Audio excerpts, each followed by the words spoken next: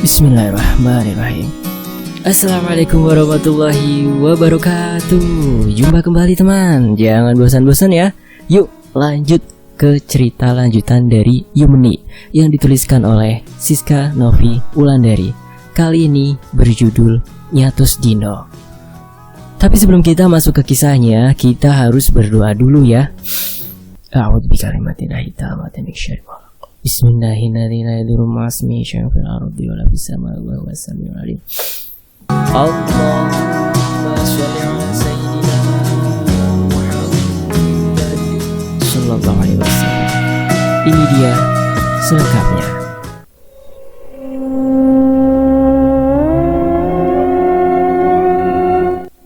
Teddy dan Yulia hanya menunduk dan bersedih akan rasa kehilangan Ambar terhadap Nikmah. Mereka berdua juga menyadari bahwa bukanlah hal yang mudah bagi Ambar saat mengetahui sahabatnya meninggal dengan cara yang mengenaskan. Ambar berkata kepada papa dan mamanya, Yulia dan Teddy. Ambar berkata, status Dino adalah isyarat darinya bahwa akan terjadi sebuah kejadian yang mengerikan pada Nikmah, ucap Ambar sembari menangis senggukan.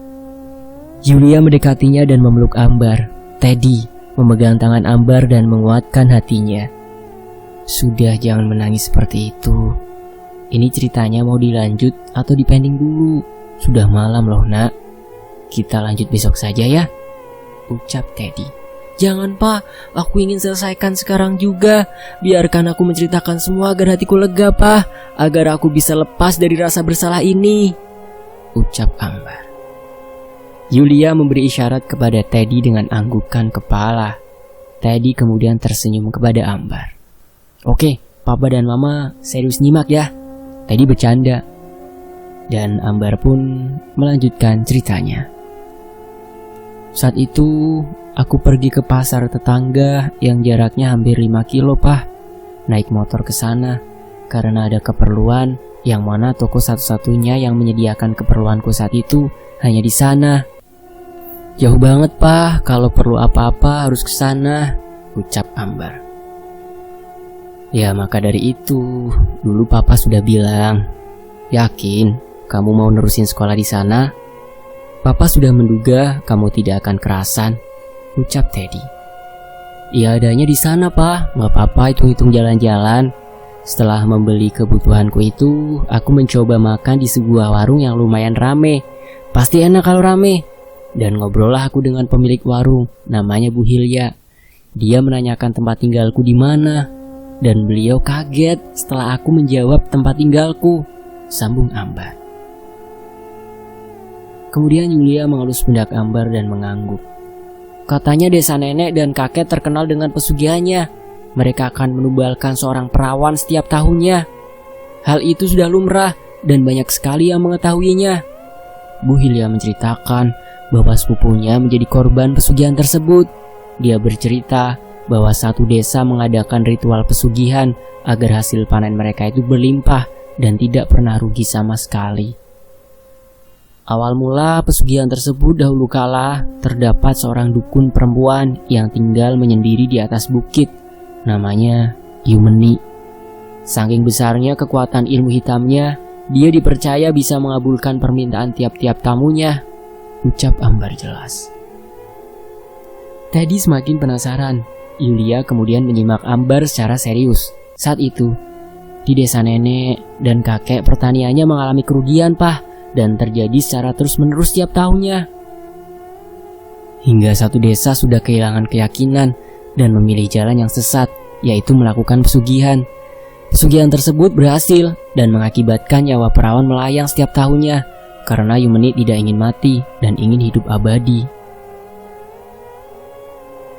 Katanya Yumni bersembunyi di dalam cermin, ucap Ambar.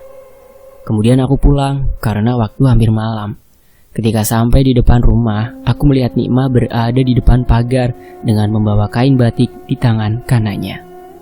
Perasaan aku pernah melihat kain batik itu mah. Aku semakin heran karena Nikmah berlari ke belakang rumah dengan cepat. Aku yang masih belum turun dari motorku dengan cepat mengejarnya. Namun hal itu terjadi mah. Pah, Nikmah aku temukan gantung diri dengan kain itu di pohon belakang rumah. Aku berteriak sekencang-kencangnya dan tidak ada yang mendengar sama sekali. Aku kebingungan, Mah, karena Nikmah menggantung sangat tinggi sekali hingga yang menolongnya harus memanjat terlebih dahulu dan aku tidak bisa memanjat pohon. Aku mencoba berlari ke dalam dan berteriak. Aku melihat kakek nenek duduk di ruang tamu dengan meminum teh.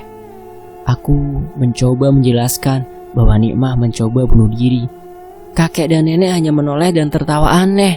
Aku semakin ketakutan, ucap Ambar sambil menangis. Dia berlari keluar rumah dan berteriak, namun bukanlah kekhawatiran yang Ambar temui saat itu dari warga. Mereka malah datang secara bersamaan dan berjalan santai ke arah di mana Nikmah gantung diri. Aku semakin takut, Mah, Pa, semua orang aneh dan menakutkan saat itu, hingga aku berlari ikut ke belakang yang mana aku dapati Nikmah sudah berada di bawah. Entah bagaimana tiba-tiba Nikmah sudah di bawah. Jasad Nikmah dikelilingi oleh para warga yang bersikap aneh.